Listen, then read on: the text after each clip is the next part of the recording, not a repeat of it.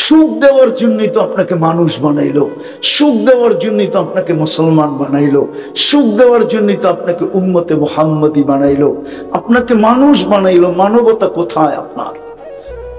মুসলমান বানাইলেন, ইসলামের ছাপ কোথায়?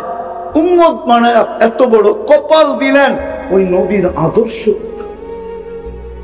আজকে তো আপনার আমার কাছে নবীর আদর্শ যতটুকু ঘৃণিত, যতটুকু দীক্ষিত, যতটুকু অবহেলিত, যতটুকু লাঞ্ছিত, যতটুকু বঞ্চিত, দুনিয়ার কারো কাছে তো না। আপনার কাছেই তো সবচেয়ে বেশি দীক্ষিত। তাহলে আপনি সুখে থাকেন তো থাকেন কি করে? এখন চিন্তা করেন, আপনি মরার পরে সুখ পাবেন তো পাবেন কি করে? শেষ কথা, কেননা কবরে যাওয়ার পরে প্রথম প্রশ্ন কি জানেন? তা প্রশ্ন তিনটা আমিও মানি, কিন্তু মেইন প্রশ্ন একটা। কয়টা? কয়টা? ভালো মতে শুনেন, কিন্তু ভালো মতে। মেইন প্রশ্ন কয়টা? এটা ইমাম বুখারী লেখছে, আমি লিখি নাই। ইমাম মুসলিম লেখছে, আমি লিখি নাই। কিতাবুল জানায়েজে লেখছে। আমি 2 দিন আগেও পড়াইছি, আজকেও জোহরের পরে পড়াইছি ওই হাদিস। 5ম পাড়ায়, বুখারী শরীফের 5ম পাড়ায়, আজকে জোহরে আমি পড়াইছি। মেইন প্রশ্ন কয়টা?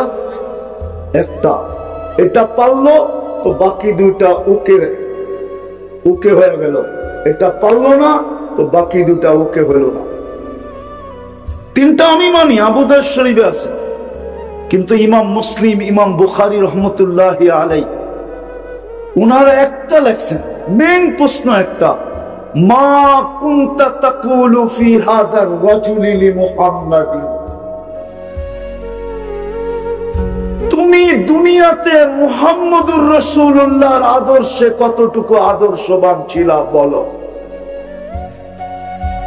কতটুক তার রঙে রঙিন ছিলা বলো?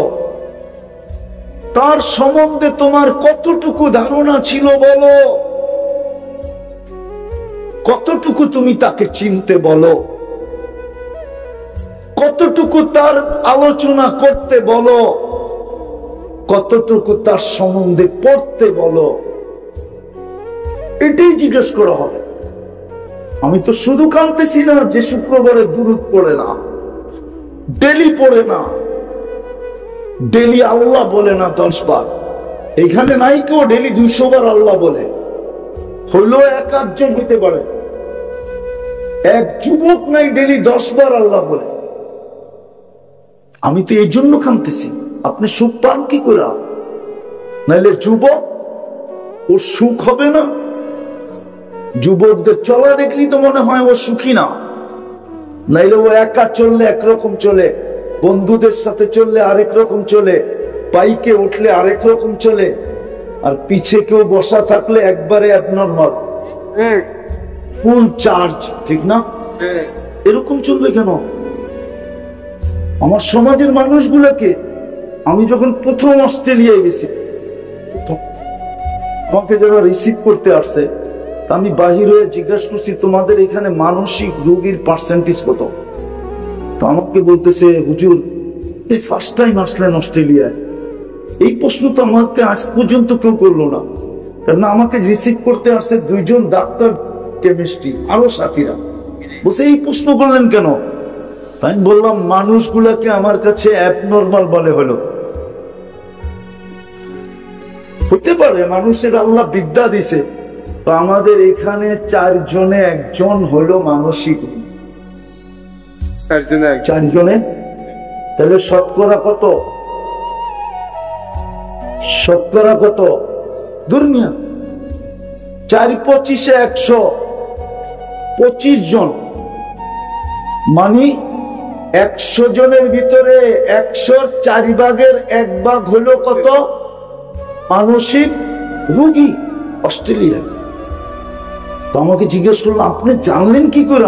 আমি কি, ওদের ব্যবহার আমার কাছে মনে হলো। কেননা আমি 3টা এয়ারপোর্ট ক্রস করে আসছি, আর 3টা হলো দুনিয়ার ফার্স্ট এয়ারপোর্ট। তারপরে ওরা যে ব্যবহার করছে, এই ব্যবহার অ্যাবনর্মাল না হলে করতে পারে না। কেননা সব জায়গায় তো একই প্রযুক্তি, ঠিক না? ওটা এক ক্যাটাগরির দেশ, ঠিক না? তোদের প্রযুক্তিও তো এক, ঠিক না?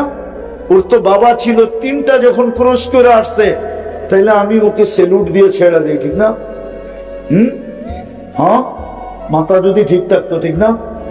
আমি বললাম এটা আমাকে ভাবাইছে যে অ্যাবনর্মাল হবে, আমাকে বলতেছে হুজুর আপনাকে সেলুট। আপনি প্রথম ব্যক্তি যে অস্ট্রেলিয়ার টুইকা এই কথা জিজ্ঞাসা করছেন এখানের মানুষের মানসিক রোগী কত, পার্সেন্টেজে কত।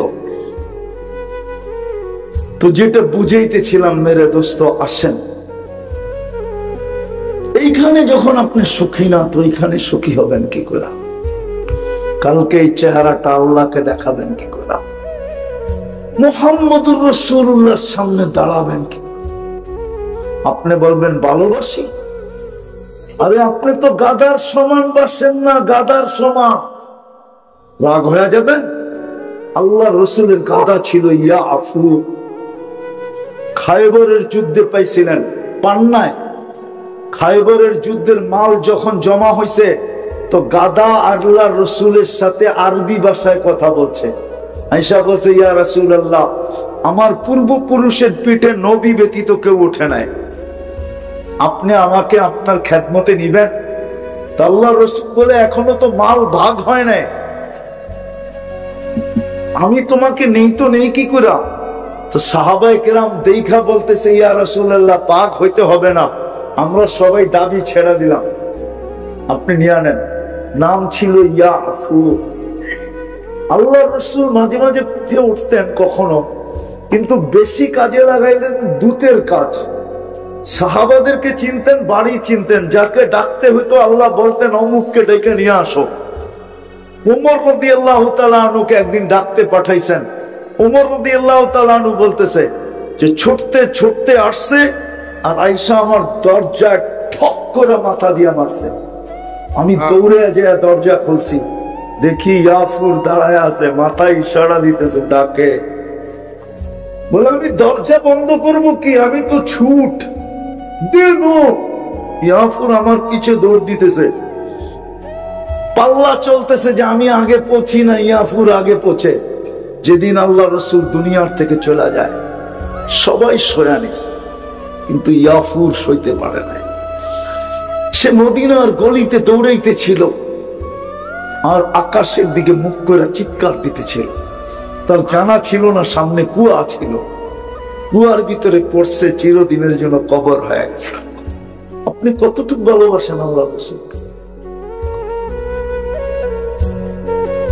আফুর বাসত। আজকে দুরবস্থা তো এই জন্যই।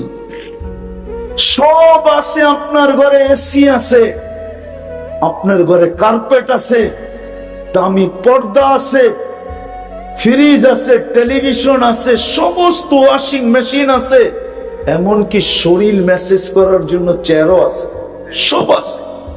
কিন্তু কেউ হাত দিয়ে বলুক বুকে সে সুখ আছে, শান্তি আছে, সে নিজেকে সফল বলে? কোন স্বামী বলতে পারবে যে আমি সফল স্বামী? কোন স্ত্রী বলতে পারবে আমি সফল স্ত্রী? কোন সন্তান বলতে পারবে আমরা সফল সন্তান? কোন মা বাবা বলতে পারবে আমরা সফল মা বাবা? সুখ নাই কেন? আল্লাহর ইচ্ছার বিরুদ্ধে আপনি সুখী হবেন বস্তু দিয়া। এই বস্তু কে দিছে? হ্যাঁ, এই প্রযুক্তি মাথার ভিতরে কে দিছে? এটাও আল্লাহর দেওয়া। এটা দিয়ে আপনি সুখী হবেন? এই জন্য আসেন তওবা করি, ইসলামের ছাপ লাগাই, নবীর আদর্শের উপরে উঠি, তাইলে সুখ পাবো। এইখানেও পাবো, ওইখানেও পাবো, এইখানেও সুখী হবে। দুই একটা দেখায় দিব। শাফি রহমতুল্লাহ সারাদিন পরিশ্রম করে আসতেন, সারাদিন পরিশ্রম। ওনার আব্বা ছিলেন না, রাত্রে ওনার প্রথম কাজ ছিল এশারের পরে আম্মার পায়ে তেল মালিশ করতেন আর পা টিপা টিপা আম্মাকে ঘুম পড়াইতেন। আম্মা ঘুমায় গেলে ওনার রাত্র শুরু হতো। মাঝে মাঝে পায়ের তালু উঠে চুমা দিতেন। আমার পায়ের তালুতে চুমা? শাফি, তুমি হাসতেন আর বলতেন তোমার পায়ের তালুতে কে চুমা দেয়? আমি তো আমার জান্নাতে চুমা দিয়া স্বাদ নিতেছি। মুসা আলাইহিস সালাম জিজ্ঞাসা করতেছেন, আল্লাহ আমার জান্নাতের বন্ধুকে? কয় কসাই। আমি যেরম জিজ্ঞেসি আপনি এরমই জবাব দিচ্ছেন। আমি কই, কসাই কই? আল্লাহ কয় সিদ্ধান্ত। আচ্ছা ঠিক আছে, অ্যাড্রেস দেন, যা দেখি কি আমল করে আমার সাথে জান্নাতের সঙ্গী হইল, বন্ধু হইল। তো যায়া দেখে হ্যাঁ কসাই গোস্ত বেচতেছে। যখন দোকান বন্ধ করার সময় হয়েছে, তো ছোট একটা গোস্তের টুকরাকে কিমা বানায়া থলির ভিতরে ভরতে ছিল। তো মুসা আলাইহিস সালাম বলতেছে, তোমার এখানে মেহমান হওয়া যাবে? বিলকুল যাবে, কিন্তু শর্ত আছে। আমি প্রথমে এক জায়গায় যাব, ওইখান থেকে পরে পাশে আমার ঘর, আমার ঘরে পরে যাব। অসুবিধা নাই তো? বলছে কোনো অসুবিধা নেই। কেননা মুসা আলাইহিস সালাম জানে খিজির আলাইহিস সালামের সাথে চলতে যায় তো উনি এখন চুপচাপ, কসাই গেছে দোকান বন্ধ করা, এক ঘরে ঢুকছে, খুনে বৃদ্ধা বসা ছিল, শোয়া ছিল। দুইকা তাকে পরিপাটি করছে, খেদমত কইরা, তারপরে খানা বানায়া বুকে লাগায়া বসায়া খাওয়ায়া কমপ্লিট করার পরে বলছে চলো পাশে আমার ঘর। তো বলছে ভাই এই বৃদ্ধা কে? এটা আমার মা। বাচ্চা তুমি সেবা যত্ন সব শেষ করার পরে জানি আম্মাকে যখন শোয়া দিলাম, আম্মা জানি কি বললো, দূর পাগল মা। সকালে আমি যাওয়ার সময় মার সব খেদমত করা পরিপাটি করা যাই, আবার বিকালে এসে প্রথম মার সেবা করি, তারপরে নিজের ঘরে যাই। আর যখনই সেবা শেষ করি তো পাগল মা তো হাত উঠায় বলে, আল্লাহ আমার ছেলেকে মুসার জান্নাতের সঙ্গী বানায় দিন। মুসা আলাইহিস সালাম বলতেছে, মা পাগল না, তুই পাগল। আমি মুসা, তোকে আল্লাহ আমার জান্নাতের সঙ্গী বানায় দিছে, আমার জানা দরকার ছিল। এত বড় মর্যাদা তুই কি করে পাইলি? মার খেদমত। আজকালকার সন্তান তো মার গলায় পাড়া দেয়। মেয়েরা তো মাকে চাকরানি মনে করে, বড় বড় লম্বা লম্বা আওয়াজ করে। শুনাইলে তো অনেক শোনানো যায়, কিন্তু সময় তো হাতে নাই। নাইলে শুনাইলে 2-4-50টা কোরআন হাদিস বিভিন্ন জায়গার থেকে সত্য কাহিনী আপনাদেরকে শোনানো যায়। এটার নাম হইল সুখ, এটার নাম সুখ, এটার নাম হইল সুখ। স্বামী কিচ্ছু নিয়ে আসে নাই, অথচ 4 দিন ধরে ঘরে চুলা জ্বলে না। স্বামীর চেহারা মলিন, স্ত্রী জিজ্ঞাসা করতেছে চেহারা মলিন কেন? হাত দুটা খালি দেখে বোঝো না? শোনো, পাইলে শুকরিয়া আদায় করব, না পাইলে সবর করব। দোনো অবস্থায় তো আল্লাহ আমাদের সাথে। যাদের সাথে আল্লাহ থাকে তাদের চেহারা মলিন হওয়ার শোভা পায়। তোমার চেহারা মলিন কেন? হাসো তো, দরজা খুলবো, নইলে খুলবো না বাইরে। এখন স্বামী হাসতেছে, স্ত্রী দরজা খুলতেছে, স্বামী ঘরে ঢুকতেছে, দেখতেছে স্ত্রী মুস্কি সাররাত ওয়া তাবাসসামাত, মুস্কি মুস্কি হাসতেছে আর খুশিতে আত্মহারা। আর স্বামী নিজেকে ধরে রাখতে পারে না, কাদের ভিতরে হাত দিয়া বলতেছে রাহিমাল্লাহু ইমরাআতান, তোর মতো মেয়েকে আল্লাহ কিয়ামত পর্যন্ত, তোর মতো মেয়েদেরকে আল্লাহ রহমতের বৃষ্টির ভিতরে ডুবায়া রাখো। এই অবস্থায় তুই হাসতে পারিস। দাখালা যাওজুহা বাইতাহা সাররাত ওয়া তাবাসসামাত। ওই মেয়েকে জানেন? ওই মেয়ের নাম ফাতেমা, ওই স্বামীর নাম আলীউল মুর্তাবা। এটার নাম সুখ। সুখ তালাশ করেন, সুখ। চলেন আমি সুখ দেখা দেব। সারাদিন স্বামী কাজ করে ফিরবে, রাত্রে বউ পাও টিপা টিপা ঘুম পাড়াবে আর বলবে তুমি সারাদিন পরিশ্রম করো, আমি তো ঘরে থাকি, দিনে ঘুম পুরা করতে পারবো, তুমি তো দিনে পিঠ লাগাইতে পারো না, তুমি একটু আরামে ঘুমাও, আমি তোমাকে সেবা। চলেন ওই ঘর দেখায় দিব, আবার সকালে পাও টিপা উঠে যাবেন, চলেন ফ্যামিলি নিয়ে দেখায় দিব ওই ঘর। এর নাম সুখ। বানাইলেন তো অট্টালিকা। স্ত্রী তো স্বামীকে মনে করে হাজব্যান্ড না সার্ভেন্ট, স্বামী তো স্ত্রীকে স্ত্রী মনে করে না চাকরানি মনে করে। সন্তান তো মা বাবাকে সন্তান মনে করে না কেয়ারটেকার মনে করে। রাগ হয়ে গেলে হবে না কেন?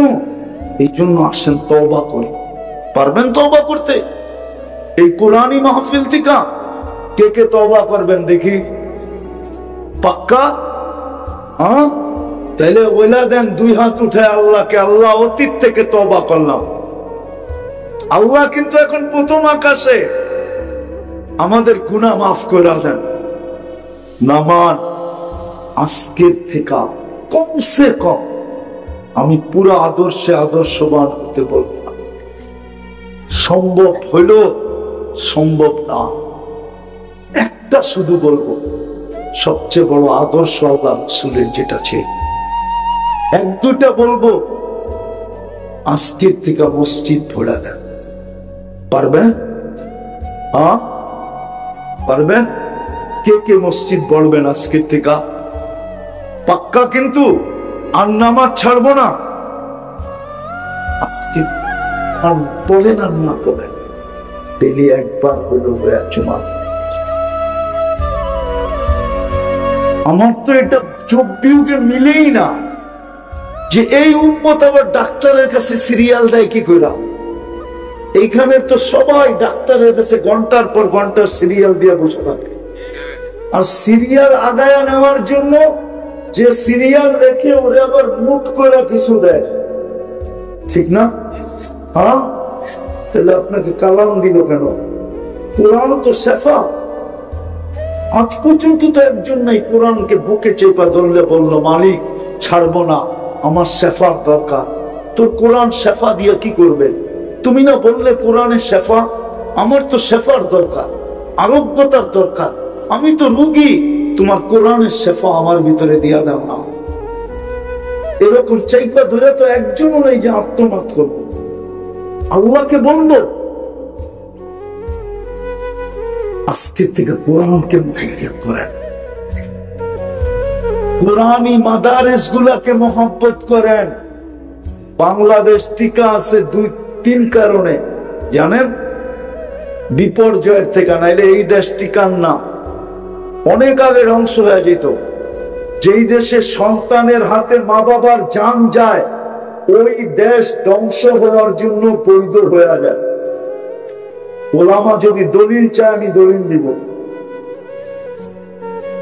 যেই দেশে সন্তানের হাতে মা বাবার জান যায়, ওই দেশ ধ্বংস হওয়ার জন্য বৈধ হয়ে যায়। শুধু বাইচা আছে তিন চার কারণে, শুধু মসজিদের কারণে। এই পরিবেশ দুনিয়ার কোথাও নাই, শুধু মাদারেসের কারণে। 40,000-এর উপরে হেফজোখানা। আপনি ঘুমায় থাকেন, সুবে সাদেকের 1 ঘন্টা আগে হেফজোখানার ছেলেগুলা ওঠে, লাল সবুজের পরিধিটাকে আধ্যাত্মিক একটা চাদর দ্বারা সর্বপ্রথম ঢাকে, তারপরে কোরআন পড়তে বসে। আপনি তখন ঘুমের ঘরে থাকেন। ডেলি রাত্রে 1 ঘন্টা আগে ওঠে সুবে সাদেকের এই 40,000 হেফজোখানার ছেলেরা। ওরা উঠাই এই লাল সবুজের পরিধিটাকে একটা আধ্যাত্মিক সুরক্ষার চাদর দিয়া দেয়। করুণায় আপনার এখানে বিপর্যয় হইল না কেন? 7.8 ভূমিকম্প আসলো, বিপর্যয় হলো না কেন? শতবার নড়লো চললো, একবারও পড়লো না কেন? শতবার 10 নম্বরের ফ্ল্যাগ উড়লো। আবহাওয়াবিদদের কাছে 10-এর উপরে কোনো সংখ্যা নাই। 10 10 নম্বর মহাবিপদ সংকেতের পতাকা কয়েকবার উড়ল, কোন বিপর্যয় হইল না কেন?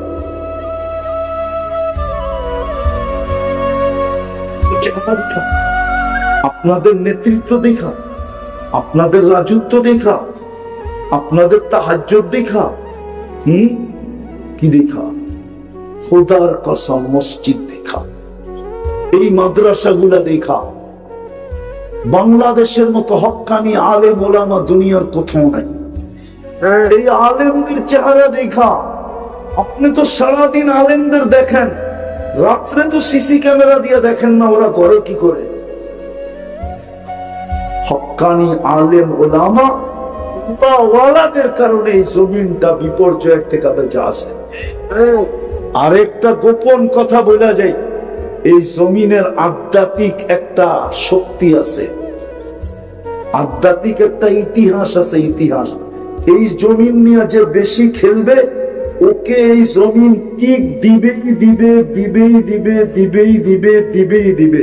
এটা আজকের থেকে না, 1400 বছর থেকে এই জমিনের একটা আধ্যাত্মিক ইতিহাস আছে, এটা আপনারা জানেন না।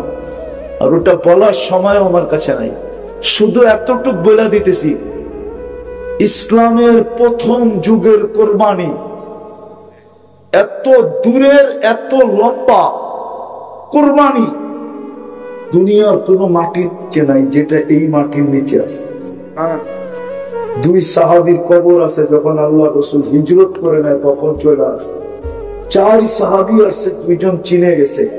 একজনের নাম আবু ওয়াক্কাস, একজনের নাম ওহাব ইবনে মালিক, একজনের নাম কাসিম ইবনে হুযাইফা, একজনের নাম উতবা ইবনে সাসা। আবু ওয়াক্কাস চিনে, কাসিম ইবনে হুযাইফা, ওহাব ইবনে মালিক উনি মঙ্গোলিয়ায়, কাসিম ইবনে হুযাইফা, উরওয়া ইবনে সাসা 2 জন এই মাটির নিচে শুয়ে আছে।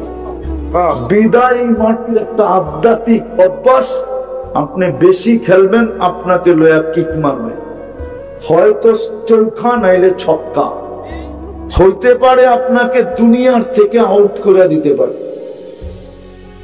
এই মাটি নিয়ে যদি আপনি বেশি খেলেন, এটা হলো এই মাটির আধ্যাত্মিক। জন্য আমি বিশ্বাস রাখি শুধু এই 3 কারণে এই জমিন বেঁচে আছে বিপর্যয়ের থেকে। চতুর্থ, আমি বিশ্বাস করি এই মাটি নিয়ে যদি কোনো পরাশ মহাশক্তিও খেলতে আসে, তাহলে টুডে টুমরো ও আউট হবে, এতে কোনো সন্দেহ নাই। আমার নাই, আপনাদের থাকলে থাকতে পারে, কারণ আমার কাছে ইতিহাস আছে, আমি ইতিহাসের আলোকে দেখতেছি। আমার বিশ্বাস এলা কম সময় হোক বেশি সময় হোক, একদিন না একদিন জমিন ওকে কিক দিবেই দিবে, লাথি মারবেই মারবে, ওকে আউট করবেই করবে। এটা হলো এই জমিনের আধ্যাত্মিক কি ইতিহাস। এই জন্য মাদ্রাসা মসজিদ এগুলার সাথে সম্পর্ক রাখে। এহসান মনে করি, এহসান যে আপনার এলাকায় একটা হেফজোখানা আছে, এটা হেফজোখানা না, আপনার এলাকাকে সুরক্ষা দিতেছে। এই যে আব্দুল মতিন বুয়া দারুস সুন্নাহ হুফাজুল কোরআন মাদ্রাসা, এই মাদ্রাসা আপনাকে সুরক্ষা দিতেছে। আপনি ভাবতেছেন আমি খরচ করব, আপনাকে সুরক্ষা দিলে আপনি করবেন না কেন? বলেন করবেন না কেন? আপনাকে তো এই মাদ্রাসা সুরক্ষা দিতেছে। রাত্র 3টার সময় ওটা ছেলেরা কোরআন পড়তেছে, আপনি জানেন না উপর থেকে আপনার এলাকায় কি নাজিল হইতেছে, আধ্যাত্মিক কোন জিনিস আসতেছে। ইনশাআল্লাহ এগুলার খেয়াল রাখবো তো পাক্কা। আল্লাহ আমাদেরকে আমল করার তৌফিক দান করেন। ওমা আলাইনা ইল্লাল বালাগ। কি দোয়া আর কেউ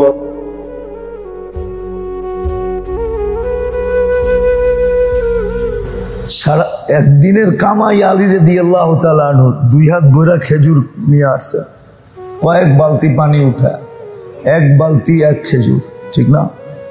যখন ঘরে নিয়ে আসছেন তো উনিও বইলা আসছেন আজকের জন্য এটুকুই যথেষ্ট, আর বেশি খাটাখাটির দরকার নাই। ঘরালারও বলছেন এটুকুই যথেষ্ট, ঘরালারা এটা বলেন নাই যে তোমাকে তো দিতে চাইছিল প্রত্যেক বালতির বদলায় এতটি খেজুর।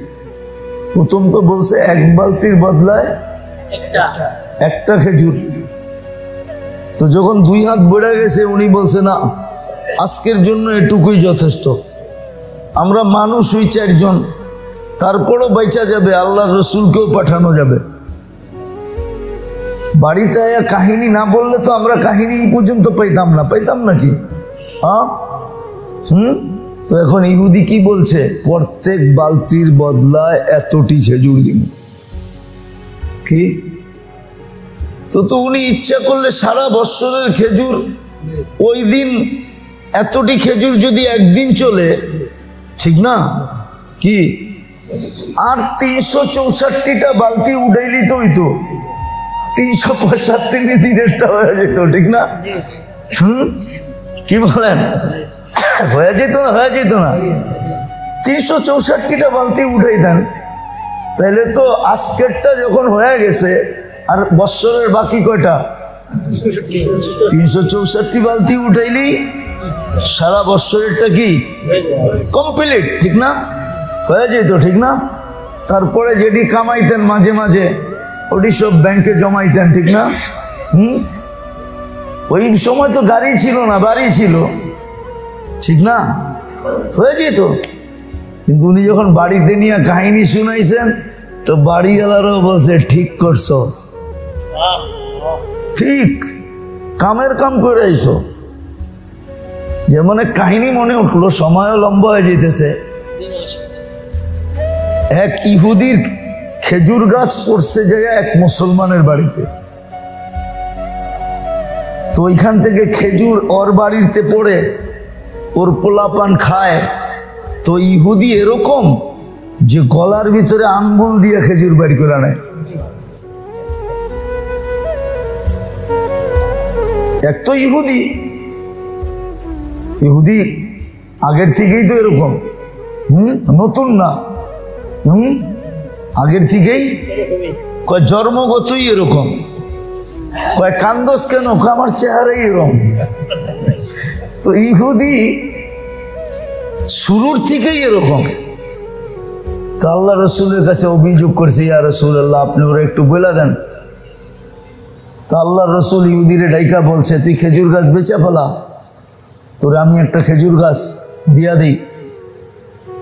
তো ইহুদি আল্লাহ রসুলের লোকও দেখাইতেছে, কয় না এই খেজুর গাছটাই আমার সবচেয়ে বেশি প্রিয়, আর এর খেজুরই বেশি মজা, আমার ছেলে পেলে এটা খাইতে চায়, বিদায় এটা ছাড়া যেটা বলবেন বেচালাম, কিন্তু এইটা না।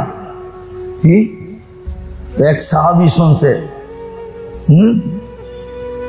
আবু দাহদা সাহাবীর নাম, উনি শুনছেন। উনি ইহুদির রক চিনতেন। যা বলছে, শোন আমার ওইখানে 600 খেজুর গাছ আছে, আর এখন বড়া মৌসুম চলতেছে, এখনো খেজুর পাড়ে নাই, পাড়া শুরু হবে।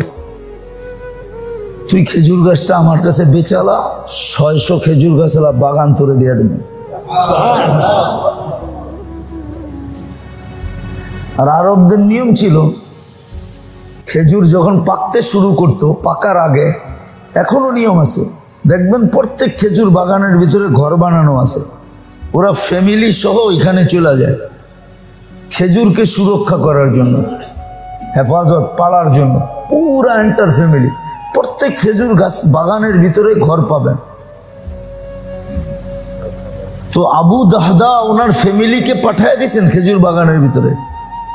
এখন তো ওর লোকে লেনদেন হয়ে গেছে। ও না আগে জিজ্ঞেস করে আসছে, ইয়া রাসূলুল্লাহ আমি যদি খেজুর গাছটা কিনা ওরে দেই, আমারে কি দিবেন? জান্নাতে খেজুর গাছ দিব। কেন? ওইটা তো ইহুদি ছিল, ওরে তো আর জান্নাতে দেওয়া যেত না, ঠিক না? হ্যাঁ, ও তো লিক বাস্কেট, রাখলেও তো পড়ে যাব, ঠিক না? তলাই তো নাই, ঠিক না? ইমানই নেই।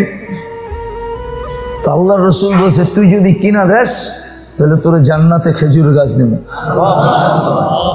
বাস, ওর তো জান্নাতের নিশা লাগছে। ওই ইহুদির রক চিনছে, যায়া মেরা দিছে রক মতো টোকা। তো ইহুদি কইছে, টান বেচা লাইলাম। তো আবু দাহদা রাদিয়াল্লাহু তাআলা আনহু ছুটতে ছুটতে যায় ভিতর থেকে, দেওয়ালের বাইরের থেকে, মানে বেচা লাইছে না, এখন এটার ভিতর তো ঢুকাও ঠিক না, অথচ ফ্যামিলি তো ভিতরে আছে। তো দূরে আওয়াজ দিছে উম্মুদ দাহদা। তো বলছে কি সে? জলদি বাচ্চা কাচ্চা লয়ে বাইরো। কেন? বেচা লাইছি। কি দিয়া বেচছোস? কি বেচছোস? বাগান। কার কাছে বেচছোস? আল্লাহ রসুলের কাছে। কিসের বিনিময় বেচছোস?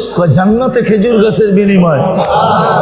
তো বাচ্চা কাচ্চা লয়ে বাইরিতেছে আর মিছিল করতেছে, মিছিল করতে করতে বাইরতেছে রবিহাল বাইহু ইয়া আবা দাহদা। স্লোগান দিতে দিতে মিছিল করতে করতে বাইরিতেছে রবিহাল বাই আবা দাহদা, আবু দাহদা। বড় আচ্ছা ব্যবসা করছো তুমি আজকা। বাইরে পড়ছেন, আয়া আল্লাহ রসুলের কাছে বলছেন ইয়া রসুল আল্লাহ, গাছ তো কিনা লাইছি। কি দিয়ে কিনছ? 600 খেজুর গাছের বাগান দিয়া দিছি। তোকে তো একটা খেজুর গাছের ওয়াদা করছিলাম, খবর চলে আসছে আল্লাহ তোরে জান্নাতে এর চেয়ে কয়েক কোটি গুণ বড় খেজুর গাছের বাগান দিয়া দিছে। আল্লাহ দিয়া দিছে, আল্লাহ দিয়া দিছে। তো সাহাবা তো এরকম ছিলেন, কোত্থেকে জানি কথা বাইরে গেল, এরকম ছিলেন ওনারা, এরকম। এই জন্য মেরে দোস্ত এই 4টা কথা মনে রাখে, তাইলে দেখা যাবে আমল দিয়েই সবকিছু হবে, আমল দিয়ে সবকিছু হবে। আজকে দুঃখ লাগে অনেক কিছু দেখলে, কিন্তু মুখও খুলতে পারি না, বলতেও পারি না, শুধু বলতেও পারি না, মুখও খুলতে পারি না, কিন্তু খুব দুঃখ লাগে, খুব। যে করার দরকার ছিল কি আমরা করতেছি কি, করার দরকার ছিল কি আমরা করতেছি কি। থানভী রহমতুল্লাহ আলাইহির 2 স্ত্রী ছিল, আশরাফ আলী থানভী রহমতুল্লাহ আলাইহি।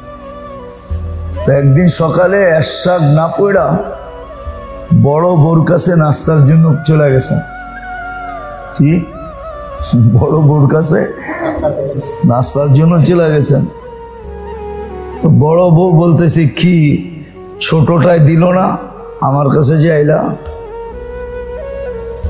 তো ওনার হিট লাগছে একটু, একটু ইগুতে লাগছে আর কি। তো উনি ওইটা ছোটটার কাছে গেছে।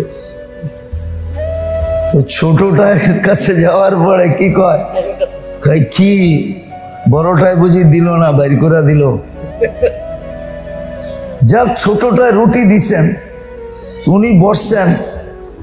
তো মুরগি একটা কোত্থেকে আইসা জানির 1 ছো রুটি লইয়া দৌড়, আর মুরগিরে রুটি লইয়া দৌড়াইতে দেখা বিলাই দিছে পিছে দৌড়, বিলাইতে দৌড়াইতে দেখা কুকুর দিছে বিলাইয়ের পিছে দৌড়। তো থানভী রহমতুল্লাহ আলাইহি ইস্তেগফার করতে করতে উঠতেছে আর বলতেছে ভুল তো আমি ওইখানেই করে আসছি, যার কারণে সব এলোমেলো। কেন এশাক ছাড়া আমি চলে আসছি, ভুল তো আমি গোড়াই করে আসছি, ঠিক না? এই জন্য বড় বোর থেকেও ধাক্কা খেলাম, কথা শুনলাম, ছোটটাও শুনাইলো, যা দিল ওটা আবার মুরগি নিয়ে গেল, মুরগিও তো খাইতে পারলো না, ওর পিছে বিলাই লাগলো, বিলাই আবার কই থেকে খাবে, বিলাইয়ের চেয়ে পাওয়ারফুল কুকুর ওর পিছে লাগলো। ভুল তো আমিই করে আসছি, ঠিক না? সত্য এটাই। দুনিয়ার সমস্ত প্রয়োজন আর সমস্ত সমস্যার সমাধান যদি করতে চান, আমল। আর আখেরাতটাকে যদি ঠিক করতে চাই, তো দুনিয়ায় যেমন চলতে বলছে তেমন চলা। দুটোটার সমাধানও আল্লাহই দিছেন, সমস্যাও দিছেন, সমাধানও দিছেন। হাদিসে যেরকম আছে যে প্রত্যেক রোগের ওষুধ আছে, লিকুল্লি দাইন দাওয়াউন, প্রত্যেক রোগের ওষুধ আছে। কিন্তু এটাও বলছেন কলিলুম মা ইয়ারিফুন, অনেক কম লোক পাওয়া যায় যারা এটা চিনে যে কোন ওষুধের রোগ, কোন রোগের ওষুধ কোনটা, এটা অনেক কম লোক চিনে, অনেক কম লোক জানে। কিন্তু সমস্ত ওষুধের রোগ আছে, রোগের ওষুধ আছে। যত রোগ সবগুলার কি আছে? ওষুধ আছে। এটা সুস্পষ্ট হাদিস, লিকুল্লি দাইন দাওয়াউন, প্রত্যেক রোগের জন্য ওষুধ আছে। কিন্তু আগে বলছে অনেক কম মানুষ জানে। ঠিক যত সমস্যার যত প্রয়োজন এগুলা আসছেও আল্লাহর পক্ষ থেকে, আবার সমাধানও দিছেন আল্লাহ। কিন্তু আফসোস তো এটাই যে মানুষ মানতে চায় না, বিবেক মানতে দেয় না, বুদ্ধি মানতে দেয় না, বিদ্যাও মানুষকে মানতে দেয় না, আবার কখনো পরিবেশও মানুষকে মানতে দেয় না। পরিবেশ, পরিবেশ বুঝেন তো, পরিবেশ মানুষকে মানতে দেয় না। এই চারটা বাধা হয়, কখনো তার বিবেক বাধা হয়ে যায়, কখনো বুদ্ধি বাধা হয়ে যায়, কখনো বিদ্যা বাধা হয়ে যায়, কখনো পরিবেশ বাধা হয়ে যায়, পরিবেশ বাধা হয়ে যায়। যেমন কখনো কখনো দেখবেন মানুষ বলে যে মিয়া বিজ্ঞানের যুগে এগুলা চলে, বলে না? আমি বাইঙ্গা বললাম না। মনে করেন আপনি আমার কাছে বললেন হুজুর কোরআন পড়া আমার একটু ফুদিয়া দেন, তা আমাদের সমাজের অনেক মানুষ পাবেন যারা বলবে আপনাকে মিয়া বিজ্ঞানের যুগে এগুলা চলে, বলে না? হ্যাঁ, তাহলে বুঝে গেল এটা বাধা। প্রয়োজনও আল্লাহর পক্ষ থেকে, আবার সমস্যাও আল্লাহর পক্ষ থেকে আসছে। যেমন দেখাইলাম, পিপাসা আল্লাহ না দিলে আমাদের পিপাসা লাগতো না, ক্ষুধা না দিলে ক্ষুধা লাগতো না, অসুস্থ না হইলে বা না করলে ওষুধের প্রয়োজন হতো না। এরকম অনেক জিনিস আছে, ঠিক না? কি প্রয়োজন হয় না, আল্লাহ দেন না, প্রয়োজন হয় না। কিন্তু সত্য এটি যে বিপদ যিনি দিছেন, সমস্যা যিনি দিছেন, আর প্রয়োজন আমাদের সাথে যিনি সংযুক্ত করছেন, উনি আমাদেরকে সমাধান বলে দিছেন। যেরকম রোগ দিছেন তো ওষুধও দিয়া দিছেন। বলছে রাখা আছে, তালাশ করে নাও। রাখা আছে, কি রাখা আছে, তালাশ করে নাও। কিন্তু আমাদের ভিতরে অনেক কম মানুষ চিনে, আমরা তো চিনি না যে কোন রোগের কি ওষুধ। দেখা যাবে আপনার জটিল রোগের ওষুধও আপনার হাতের কাছে আছে, আপনি চিনেন না। আপনিও চিনেন না, আমিও চিনি না, অথচ দেখা যাবে বিলকুল হাতের কাছে আছে। কোথায়? একবারে হাতের কাছে। এক সময় ছিল প্রবাদ বাক্য বলতো, যার হয় যক্ষা তার নাই। এখন যক্ষা ফার্মেসিওয়ালাও ওষুধ দিয়া দেয়, ঠিক না? যক্ষা হইলে কি ফার্মেসিওয়ালা বলে 2 মাস খাও ভালো হয়ে যাবে, বড় ডাক্তারের কাছে যেতে হয় না। এখন যেমন বলে ক্যান্সার নো অ্যান্সার, একদিন দেখা যাবে ক্যান্সারের ওষুধও বাহির হয়ে যাবে, ঠিক না? খুঁজতে খুঁজতে খুঁজতে একদিন হাতে লেগে যাবে। হ্যাঁ, আর বিজ্ঞান চিৎকার দিয়ে উঠবে, আবিষ্কার করে ফেলছি। এখন ক্যান্সারের ওষুধও কি মুদি দোকানে বিক্রি হবে। কোথায় বিক্রি হবে? মুদি দোকানে বিক্রি হবে ক্যান্সারের ওষুধ। বলবে একদিন হয়তো বিজ্ঞান যে ক্যান্সার কোনো ওষুধ রোগই না। কিন্তু এখন সবচেয়ে বড় রোগ কি? তো বুঝাইতেছিলাম এটাই যে আল্লাহ আমাদেরকে প্রয়োজনও দিছেন, আবার সমস্যাও দিছেন। আর এটা আল্লাহর পক্ষ থেকেই আসছে, প্রয়োজনটাও আল্লাহর পক্ষ থেকেই আসছে, প্রয়োজনটাও আল্লাহর পক্ষ থেকে, আবার সমাধানটাও আসছে আল্লাহর পক্ষ থেকে। ভালো মতে বুঝেন। কিন্তু কেউ যদি দুনিয়ার সমস্ত সমস্যার সমাধান করতে চায়, যে দুনিয়ায় যত সমস্যা হোক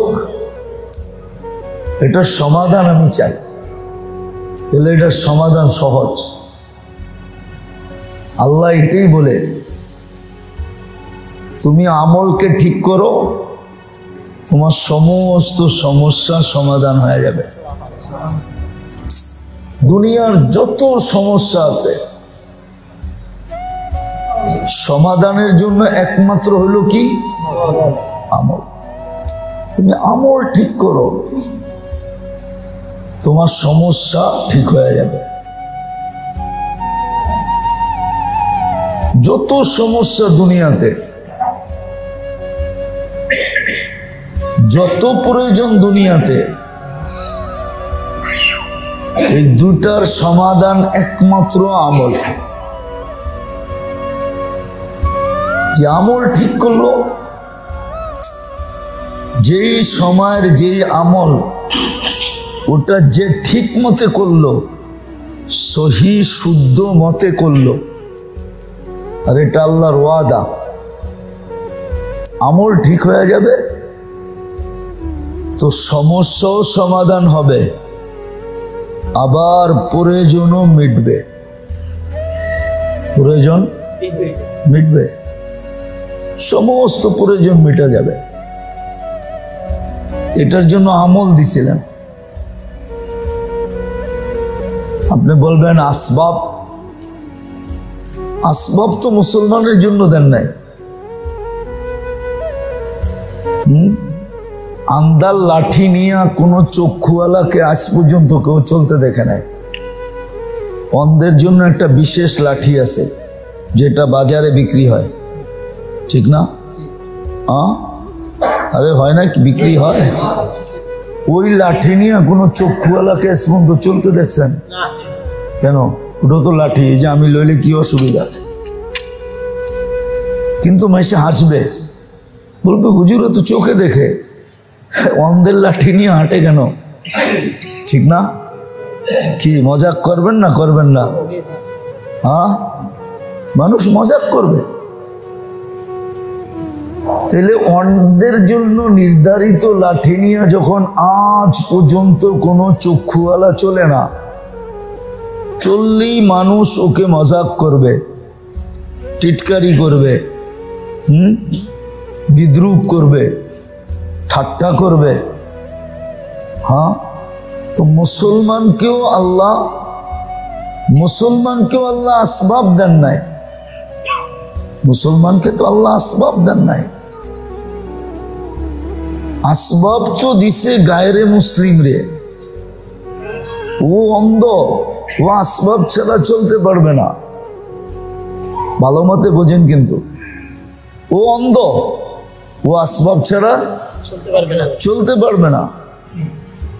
এই জন্য উন্নত দুনিয়ায় আত্মহত্যার প্রবণতা কেন জানেন? ওরা আত্মহত্যা খুব তাড়াতাড়ি করে কেন জানেন? কেননা ওরা আসবাব শূন্য হইলে আর চলতে পারে না, তখন জীবন থেকে অতিষ্ঠ হয়ে যায়, তখন আত্মহত্যার পথ বেছে নেয়। আপনি তালাশ করে দেখেন আমার কথাটা। কেন? ওরা আসবাব ছাড়া চলতে পারে না। আসবাব নাই, ওরা ভাবে আমিই নেই, আমার থাইকা লাভটা কি? তখনই ও আত্মহত্যার রাস্তা অবলম্বন করে।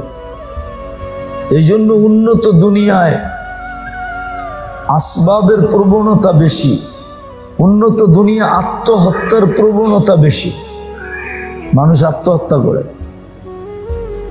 সুইডেনের মতো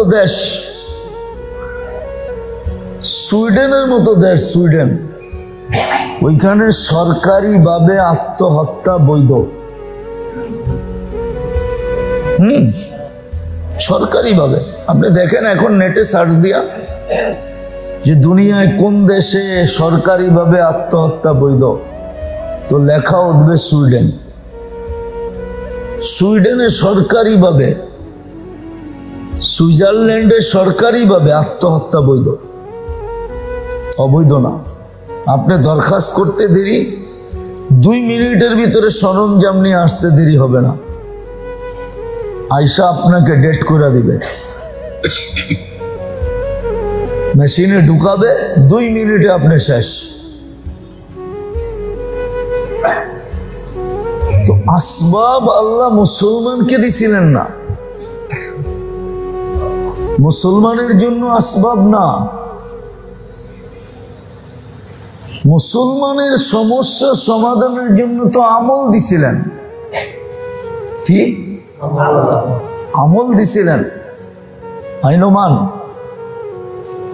নোমান মুসলমানের আমল দিছিলেন, আসবাব দিছিলেন না। কি দিছেন? আমল দিছেন, আসবাব দেন নাই। প্রয়োজন মিটানোর জন্য আমল দিছিলেন,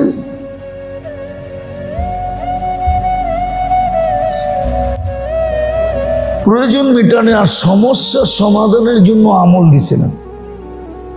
আপনি ভালো মতে গাইটা দেখেন। এই জন্য সমস্যা সমাধানের জন্য আল্লাহর রসুলের পক্ষ থেকে আমল নির্ধারিত আছে। প্রয়োজন মিটানোর জন্য আমল নির্ধারিত আছে, আমলগুলা নির্ধারিত।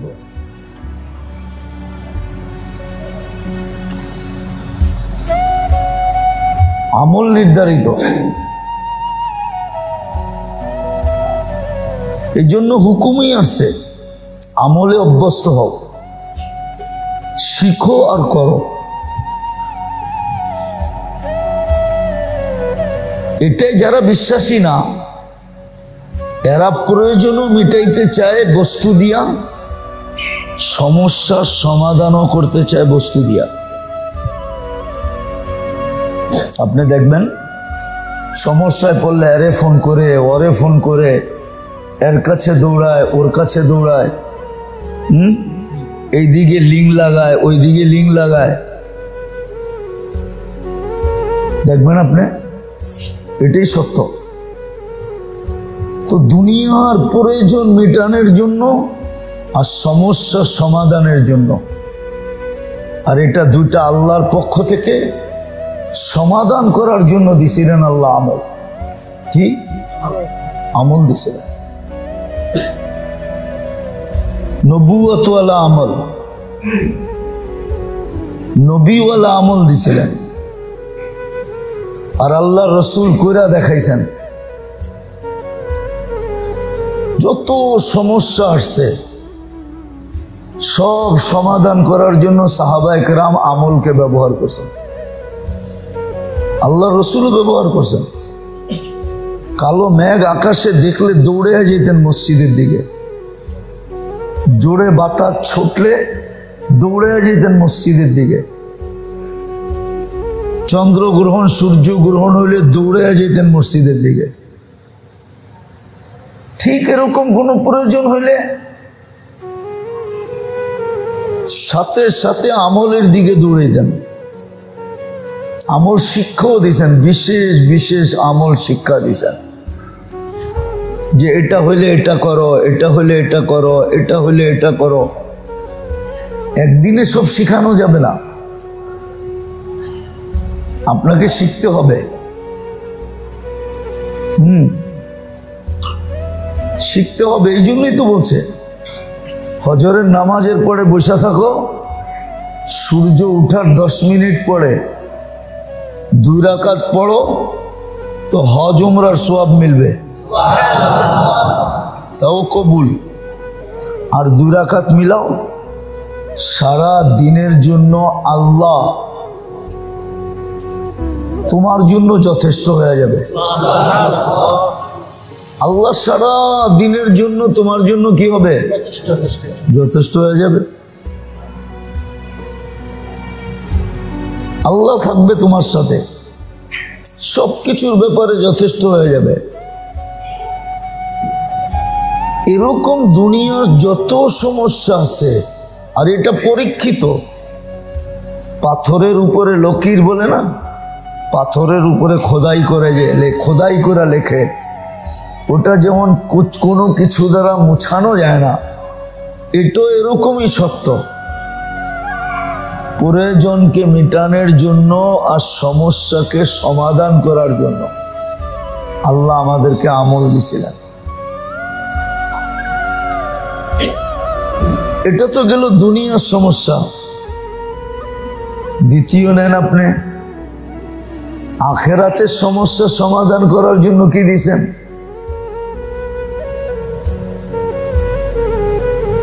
তো আখেরাতের সমস্যা সমাধান করার জন্য এটারও সমাধান দিয়েছেন যে দুনিয়াটাকে যেইভাবে চালাইতে আল্লাহ আল্লাহ রসুল বলছেন ওইভাবে দুনিয়াটা চালাও, তোমার আখেরাতটা অটোমেটিক ঠিক হয়ে যাবে।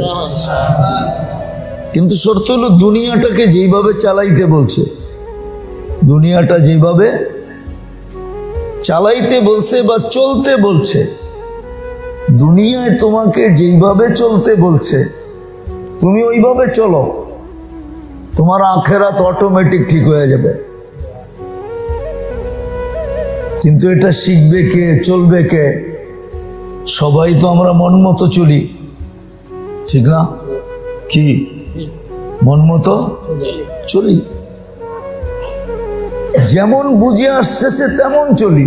শুধু মন মতো না, মন মতো চলি, আবার যেমন বুঝে আসতেছে তেমন চলি। যেমন বুঝে আসতেছে তেমন চলি, আবার মন মতো চলি। বলছে আখেরাতের সমস্যা যদি সমাধান করতে চাও তাহলে দুনিয়ায় যেইভাবে চলতে বলছে আল্লাহ আল্লাহ রসুল ওইভাবে চলো, তোমার আখেরাত ঠিক হয়ে যাবে। আমল ঠিক করো তো দুনিয়ার সমস্ত সমস্যার প্রয়োজন ঠিক হয়ে যাবে। এটা হলো প্রথম, আমল ঠিক করো, দুনিয়ার যত সমস্যার প্রয়োজন আছে এটা অটোমেটিক ঠিক হয়ে যাবে। আমল ঠিক করো। কাহিনী দিলে অনেক দেওয়া যায় কোরআন হাদিস থেকে, কিন্তু বুঝলে অল্পতেই বুঝবেন, নাহলে বুঝবেন না। চলেন একটা শুনে দিই সত্য। চলার দরকার ছিল কোন দিকে, আমরা চলতেছি কোন দিকে? দৌড়ানো দরকার ছিল কোন দিকে, আমরা দৌড়াইতেছি কোন দিকে? এই চেহারা লইয়া কি করে দাঁড়াবো? অথচ মুসলমানের ঘরে জন্ম দিলেন, নিজে পছন্দ করে উম্মতে মুহাম্মদী বানাইলেন, কালকে এই চেহারা নিয়ে আল্লাহ রসুলের সামনে দাঁড়াবো কি করে? কবরের মৌলিক প্রশ্নের উত্তর দিব কি করে? কবরে প্রশ্ন কিন্তু 3টা, ঠিক না? না, ইমাম বুখারী 3টা লেখেন নাই, ইমাম মুসলিমও লেখেন নাই। কবরে মৌলিক প্রশ্ন একটা দিতে পারলে বাকি 2টা ওকে বইলা গণ্য হবে, একটা না দিতে পারলে বাকি 2টা ফেল বইলা গণ্য হবে।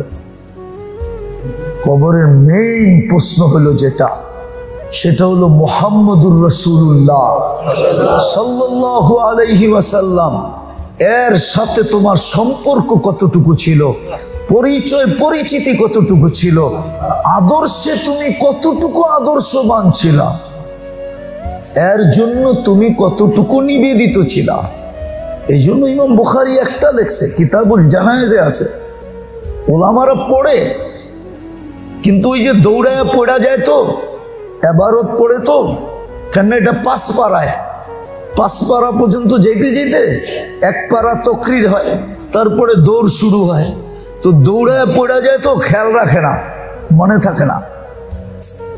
প্রথম সওয়াল হবে মা কুনতা তাকুলু ফি হাদার রাজুলি মুহাম্মাদিন। প্রথম মৌলিক সওয়াল এটা ওকে, বাকি দুটা করবেই না, বাকি দুটা ওকে বলে গণ্য হবে। এটা ওকে হবে না, বাকি দুটা পারবেই না, বাকি দুটা আর জিজ্ঞাসা করার কোনো প্রয়োজনই হবে না, প্রয়োজনই হবে না। রিটার্নে কি জানি পরীক্ষা আছে না সরকারি চাকরির জন্য, হ্যাঁ কি রিটার্নে যদি আউট হয় তো বাইর খবর কই, খবর আছে? হ্যাঁ, সবাই কয় তুই রিটার্নে টিকায়, তারপরে বাকি তদবির আমি করবো, ঠিক না?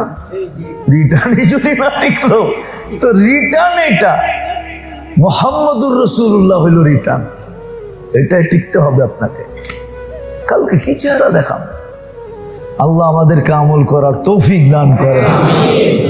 আল্লাহুম্মা লাকাল হামদ কামা ইয়ানবাগি লিজালালি ওয়াজহিক ওয়া আযীমি সুলতানিক। আল্লাহ বলার পর্ব ছিল শেষ, শোনার পর্ব ছিল শেষ।